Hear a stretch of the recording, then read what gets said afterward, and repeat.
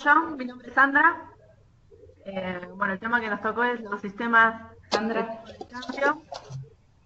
Vamos a hablar de dos tipos de cosas, el sistema de tipo de cambio fijo y el sistema de tipo de cambio flexible. Y voy a hacer una distinción de lo que es en el corto plazo y en el mediano plazo. Los sistemas de tipos de cambio en el corto plazo hay como un contraste, una diferencia entre la economía con sistemas de tipo de cambio fijo y sistemas de tipo de cambio flexible.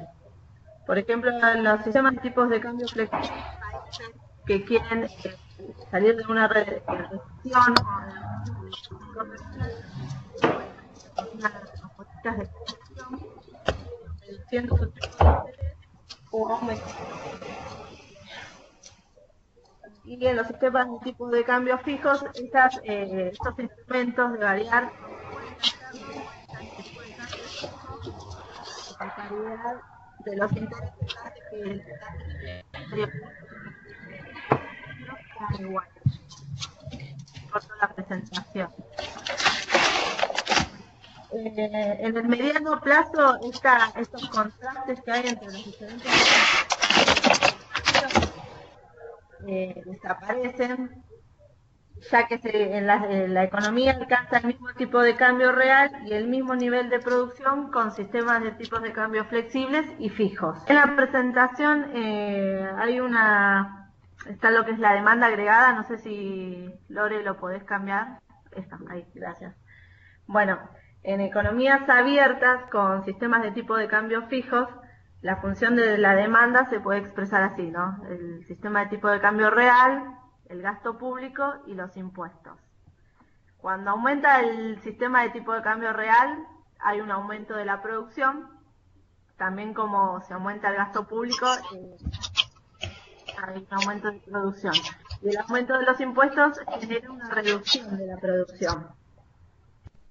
Después está lo que es los equilibrios, ¿no?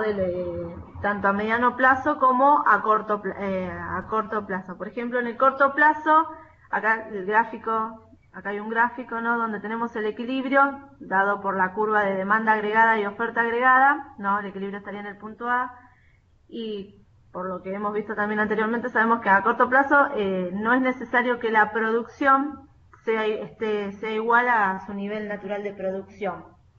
En cambio, en el mediano plazo, la producción siempre tiende a igualarse a su producción natural, ¿no? A ver si se puede cambiar, chiquito, la gráfica. Ahí está. Gracias. Bueno, acá como digo, en este gráfico, mientras la producción sea inferior a lo que es su producción natural, la curva de oferta agregada desciende, ¿no? Se desciende hacia abajo y tenemos un nuevo punto de equilibrio que sería acá el punto B. Bueno, cuando la producción es inferior a la producción natural, hay un descenso de los precios, ¿no? Hay un descenso del nivel de precios. Esto genera con el paso del tiempo una depreciación real. Y esa depreciación real, a su vez, va a hacer que aumente la producción para llegar a su nivel natural de producción. También, si bien en el mediano plazo, con el correr del tiempo, la producción tiende a igualarse a su producción natural, una devaluación también puede igualar esto en forma inmediata, pero puede provocar que en países con sistemas de tipo de cambio flexibles tengan un elevado déficit comercial o generen una recesión, ¿no? ¿Por qué? Bueno, ¿Por qué decís que puede generar eso?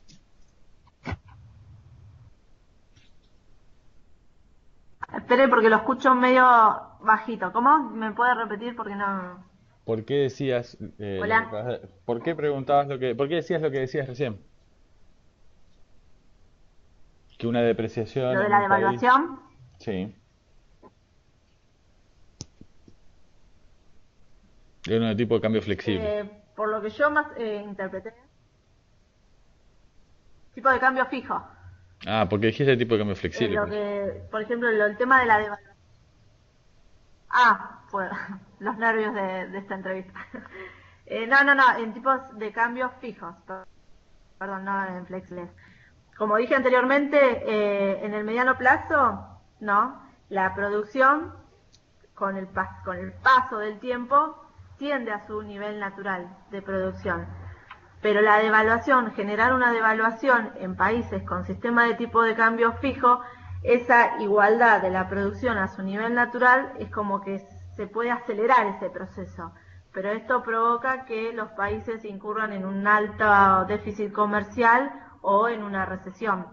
Ahí como Por qué yo vas a entrar? estaba Eso es lo que planteando. no entiendo. Eso es lo que no entiendo que estás afirmando. Pues, ¿por qué al devaluar vas a incurrir en un más alto déficit comercial? Si es todo lo contrario. ¿Entendés que cuando vos devaluás tenés más posibilidades de exportar y menos de importar? No entras en déficit comercial. Vos partís de un déficit comercial y lo Sí, achicás.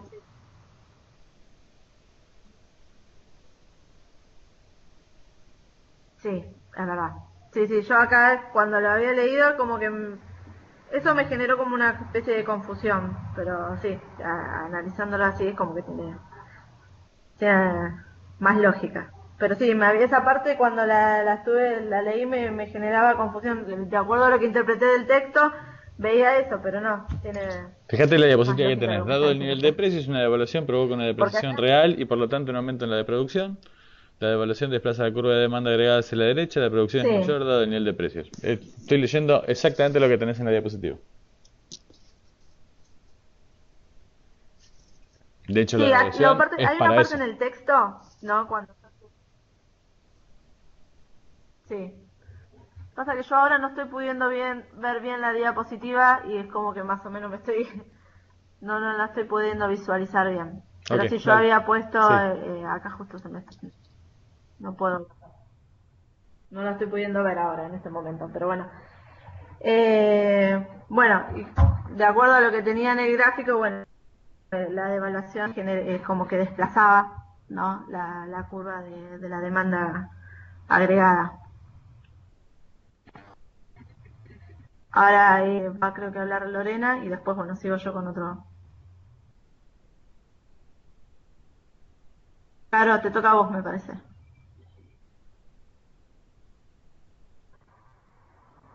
Ahí me escuchan porque yo la verdad que escucho y no veo la diapositiva. Escuchamos Sí, perfecto. ahí sí, yo te escucho, claro.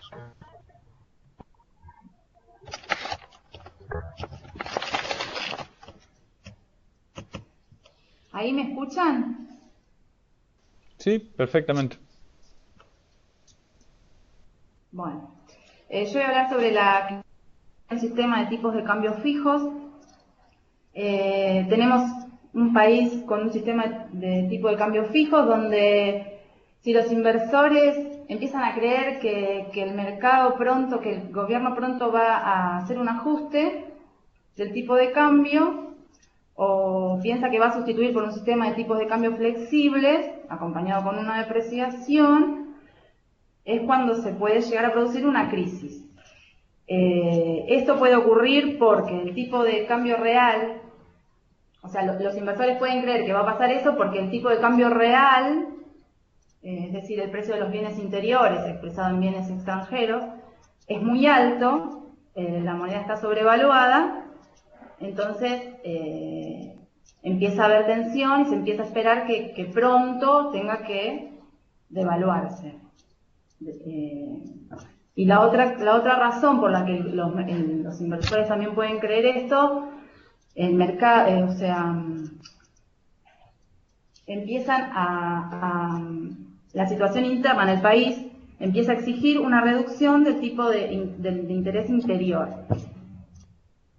Esta reducción en un tipo de cambio fijo no puede hacerse, solo se puede realizar si opta por cambiar a un sistema de tipos de cambio flexibles. Entonces, cuando se cree que la devaluación es inminente, para mantener el tipo de cambio es necesario subir los tipos de interés.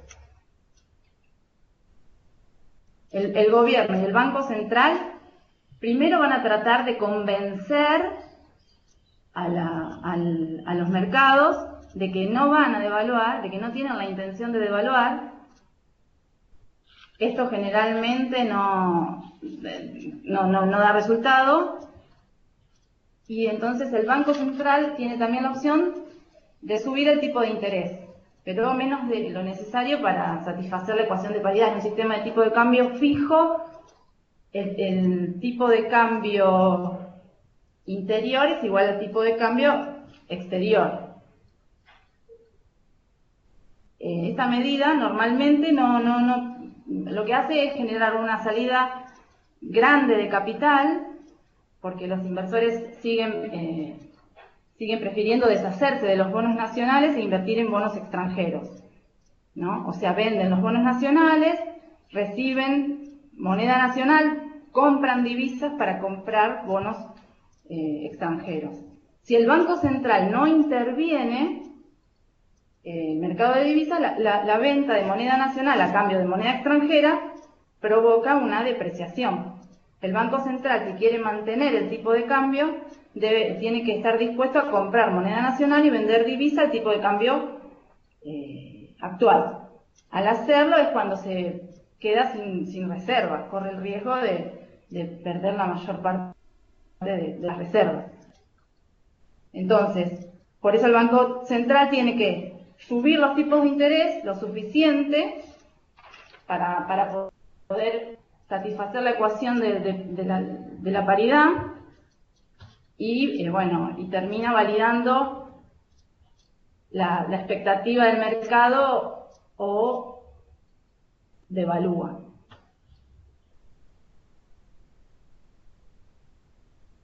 Ok. No sé si me están escuchando, si pueden cambiar Sí, dale. de diapositiva.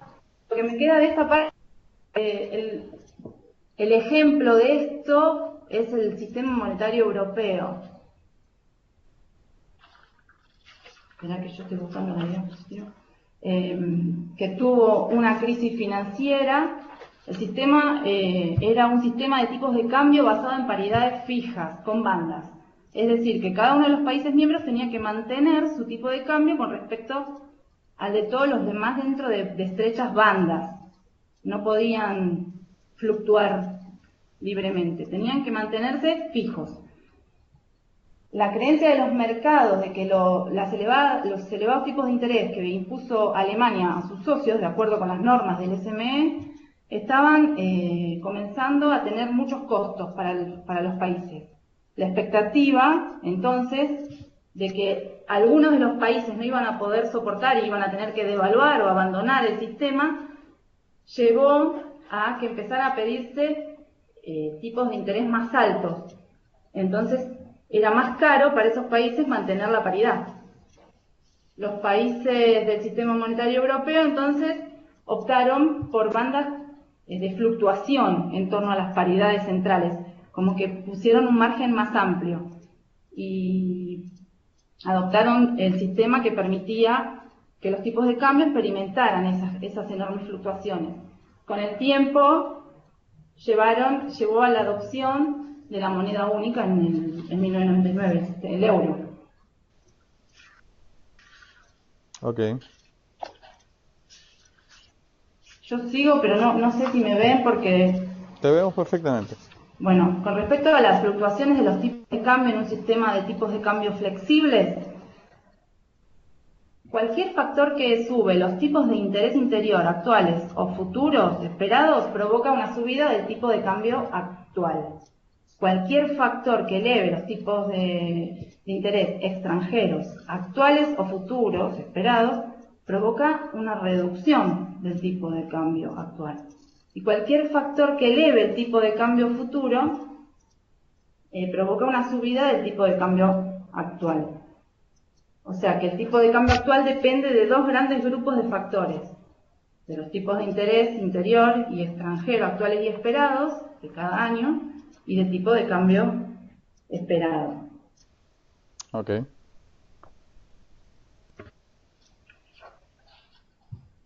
¿Lores?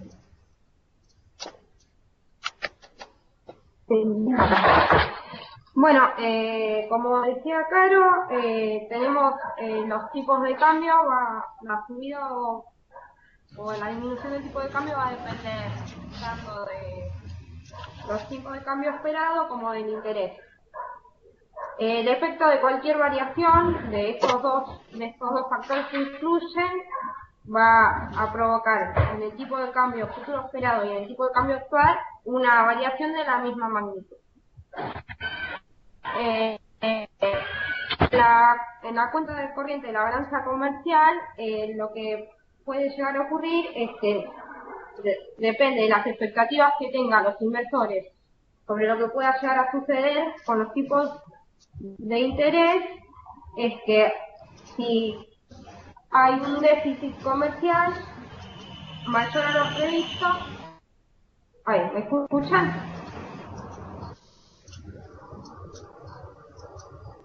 Te escuchamos. ¿Me escuchan bien? Te escuchamos perfecto. Sí. Bárbaro.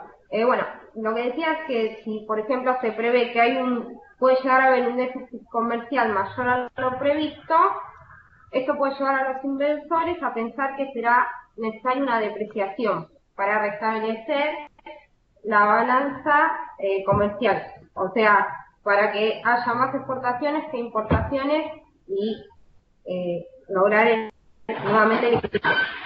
Por lo que si el tipo de cambio esperado aumenta, también va a aumentar el tipo de cambio actual.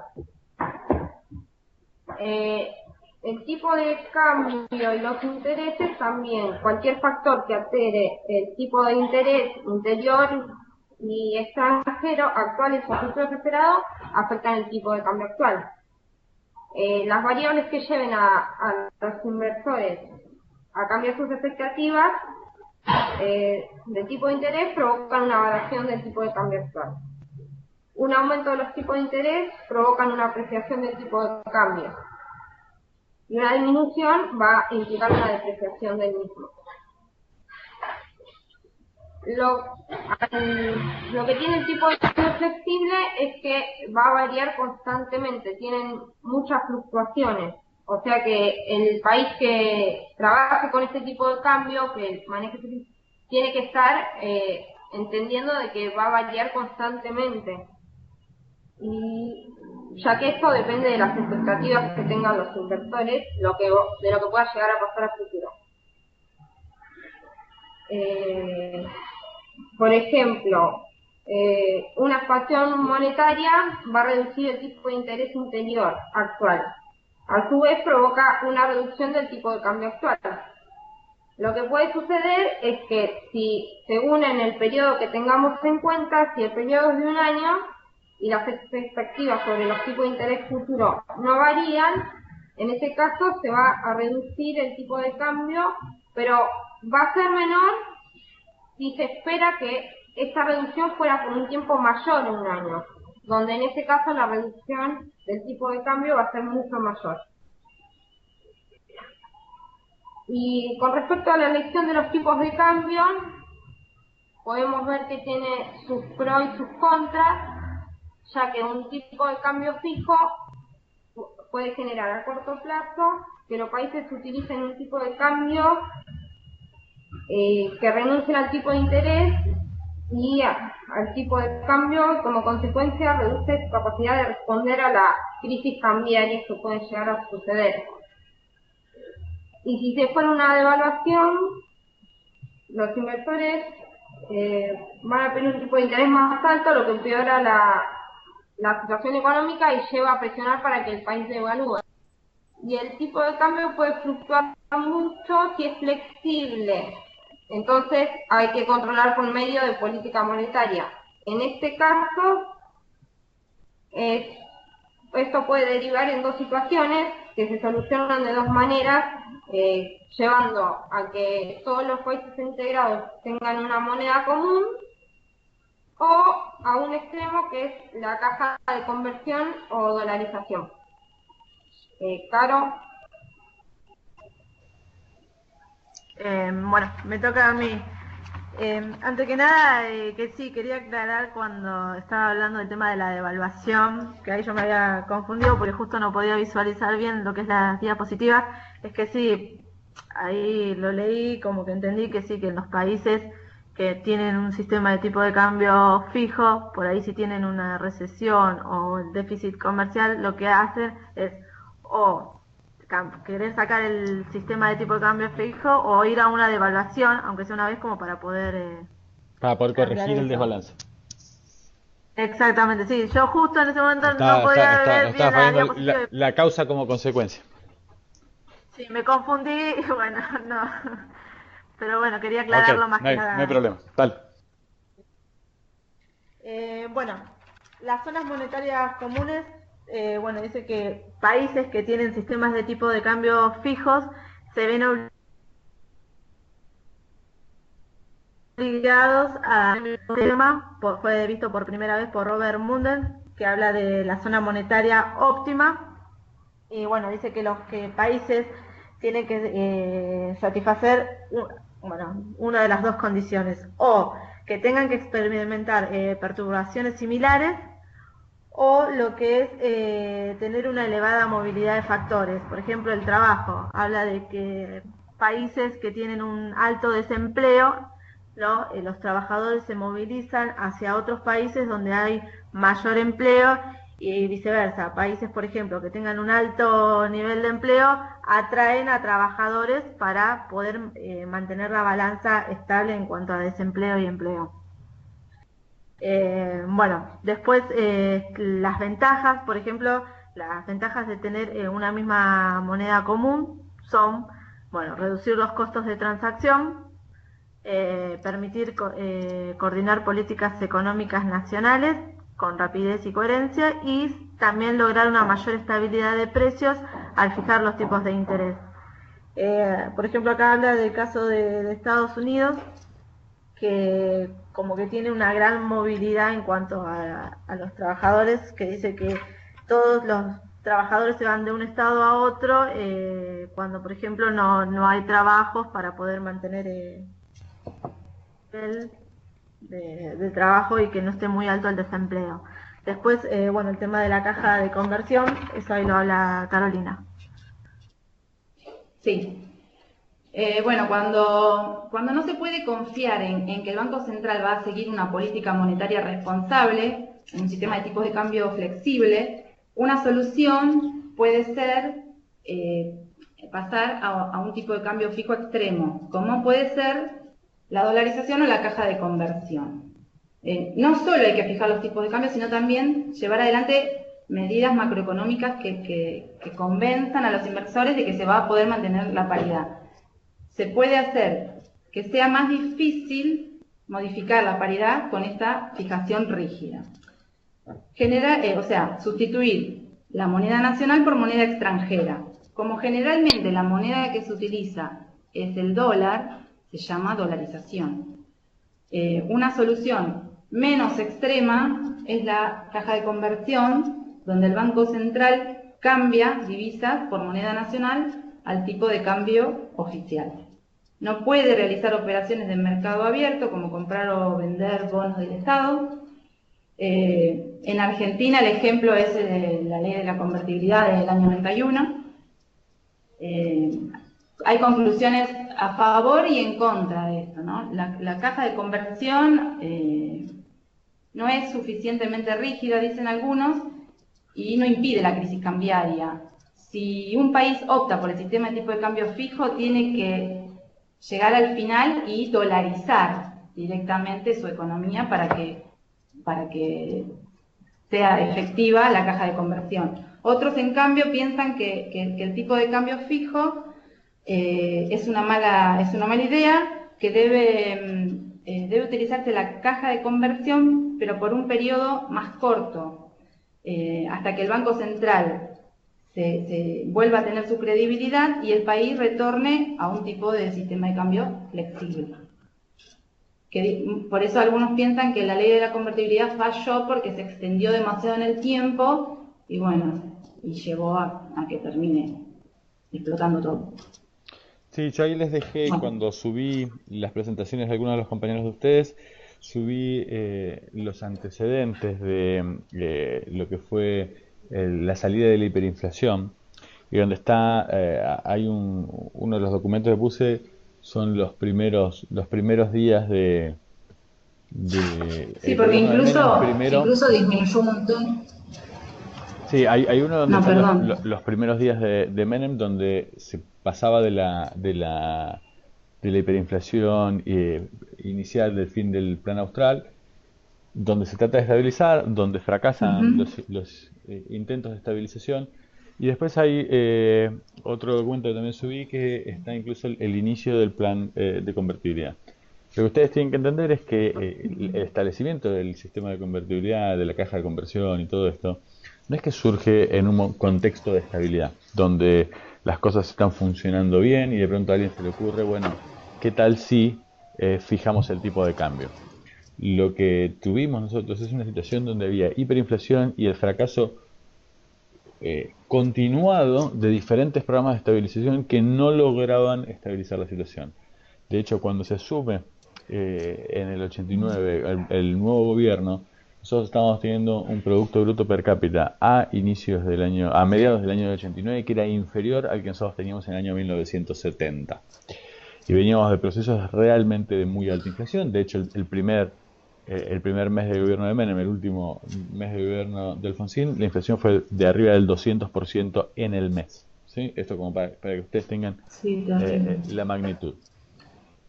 Por eso es que el proceso no debe ser mirado sin mirar el por qué se adoptan las medidas. Obviamente, y esto que yo estoy diciendo va en línea también con un posible análisis, que es el que vos decías, donde dicen, bueno, tal vez el problema no fue estrictamente el de la caja de conversión, sino cuánto tiempo la mantuvimos sin modificar. Bueno, esa es otra discusión y eso sí está sujeto a todo tipo de opiniones y hay un montón de trabajo en ese sentido. Pero sí no debe olvidarse lo otro, porque si no parece como que es una situación en vacío. ¿Sí? Pero bueno, no sé si les queda algo más. Si no, ¿tienen algo más? No, ya hemos No. dado todo. Bien. Con lo cual, yo ya voy cerrando la grabación.